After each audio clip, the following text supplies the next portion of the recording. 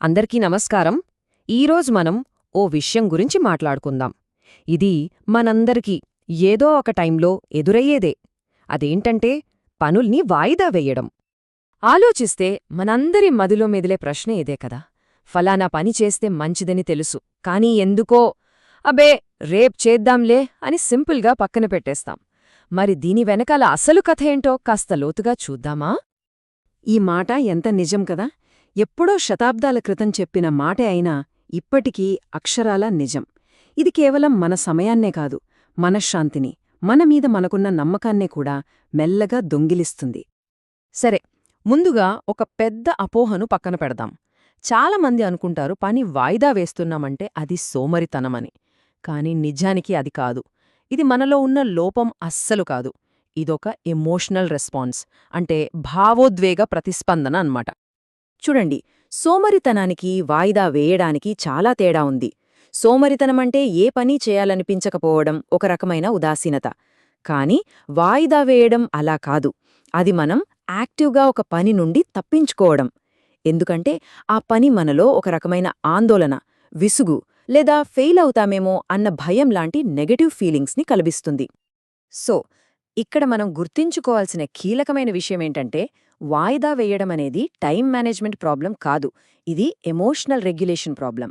సింపుల్గా చెప్పాలంటే, ఒక పని మనకు బోర్ కొట్టినా, కష్టంగా అనిపించినా, ఆ చెడు ఫీలింగ్ నుంచి వెంటనే తప్పించుకోవడానికి మన బ్రెయిన్ మనల్ని ఆ పనిని వాయిదా వేసేలా చేస్తుంది. అయితే ఈ ఎమోషనల్ రెస్పాన్స్ మన బ్రెయిన్లో అసలు ఎలా జరుగుతోంది?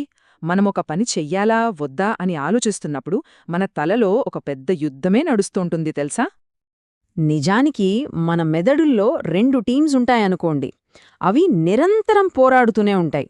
ఒక టీం తక్షణ ఆనందం కావాలంటుంది, మరో టీమేమో మన భవిష్యత్తు లక్ష్యాల గురించి ఆలోచిస్తుంది. మొదటిది లింబిక్ సిస్టమ్. దీన్ని మనం సరదాగా ఇన్స్టెంట్ గ్రాటిఫికేషన్ కోరుకునే ఓ పసిపిల్లాడు అనుకోవచ్చు. దీనికి లాజిక్ సక్కర్లేదు, పూర్తిగా ఎమోషన్స్ మీదే నడుస్తుంది. దీనికి కావాల్సిందల్లా వెంటనే వచ్చే ఆనందం. అందుకే కష్టమైన పనిని వదిలేసి హాయిగా ఆనందాన్నిచ్చే సోషల్ మీడియా వైపు మనల్ని లాగేస్తుంది. ఇక దీనికి పూర్తి ఆపోజిట్ ప్రీఫ్రంటల్ కోర్టెక్స్. ఇది మన బ్రెయిన్లోనే ఫ్యూచర్ ప్లానర్ అన్నమాట. ఇది చాలా లాజికల్గా ఆలోచిస్తుంది, భవిష్యత్తు గురించి మనల్ని హెచ్చరిస్తుంది, మన గోల్స్ని గుర్తు చేస్తుంది. కాని పాపం దీని మాట అంత ఈజీగా నెగ్గదు. మరి ఏదైనా కష్టమైన పని మన ముందుకొచ్చినప్పుడు ఈ రెండింటి మధ్య ఫైట్లో ఎవరు గెలుస్తారు?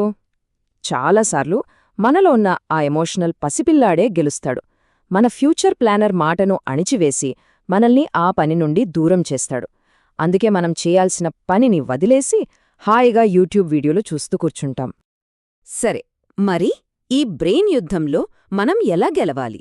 కేవలం విల్ పవర్ ఒక్కటే సరిపోదు.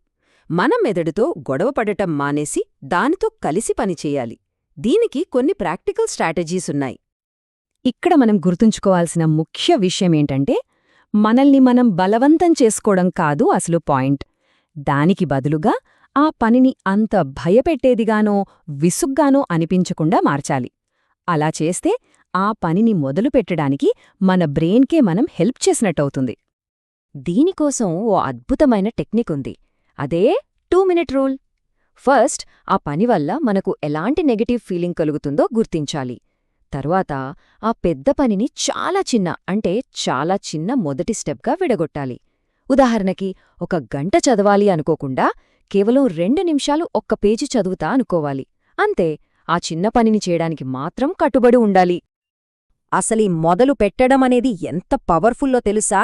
రీసెర్చ్ ప్రకారం ఒక్కసారి మనం ఒక పనిని కొన్ని నిమిషాల పాటు మొదలుపెట్టామంటే చాలు, 80% దాన్ని కంటిన్యూ చేసే అవకాశముందట. అంటే అసలైన ఛాలెంజంతా ఆ ఫస్ట్ స్టెప్ వెయ్యడంలోనే ఉంది. ఈ 2 మినిట్ రూల్తో పాటు ఇంకొన్ని విషయాలు కూడా గుర్తుంచుకోవాలి. ముఖ్యంగా గతంలో వాయిదా వేసినందుకు మనలే మనం నిందించుకోకుండా క్షమించుకోవాలి. ఆ పనిని ఎందుకు చేస్తున్నామో గుర్తు చేసుకోవాలి. అనవసరమైన డిస్ట్రాక్షన్స్ అన్నిటినీ పక్కన పెట్టాలి. ఇక చివరగా పని పూర్తయ్యాకే కాదు, చిన్న ప్రోగ్రెస్ సాధించినా మనల్ని మనం అభినందించుకోవాలి. సో ఫైనల్గా మనం ఏం నేర్చుకున్నాం? వాయిదా వేసే మనస్తత్వాన్ని జయించడానికి అస్సలైన కీ ఆ పనిని మొదలుపెట్టడం. ఆ ఒక్క చిన్న అడుగు వేయడమే అతిపెద్ద విజయం. అది మన ఆలోచనా విధానాన్ని, మన మూడ్ని పూర్తిగా మార్చేస్తుంది. ఈ మొత్తం విశ్లేషణ నుండి మనం గుర్తుంచుకోవాల్సిన అతి ముఖ్యమైన విషయం ఒకటుంది. వాయిదా వేయడం అనేది మన బలహీనత కాదు, మన పర్సనల్ ఫెయిల్యూర్ అంతకన్నా కాదు. ఇది కష్టమైన ఫీలింగ్స్ని ఎదుర్కోవడానికి మన బ్రెయిన్ ఎంచుకున్న ఒక సహజమైన మార్గం. ఇది అర్థం చేసుకుంటే చాలు, మనల్ని మనం తిట్టుకోవడం మానేసి పరిష్కారం వైపు అడుగులు వేయగలుగుతాం. చూడండి, ఈ మాట ఎంత స్ఫూర్తినిస్తోందో. ఎంత పెద్ద లక్ష్యమైనా సరే దాన్ని రీచ్ అవ్వొచ్చు, కానీ దానికి కావాల్సింది మొదలుపెట్టడం. ఆ మొదటి అడుగు వెయ్యడమే అన్నింటికన్నా ముఖ్యం. ముగించే ముందు ఒక్కసారి ఆలోచిద్దాం. ఈరోజు మనం చాలా కాలంగా వాయిదా వేస్తూ వస్తున్న పనిలో కేవలం 2 నిమిషాల్లో పూర్తి చేయగల ఒక చిన్న అడుగు ఏమై ఉంటుంది? ఆలోచించండి, ఎందుకంటే ఆ చిన్న అడుగే ఓ పెద్ద మార్పుకు నాంది పలుకుతుంది.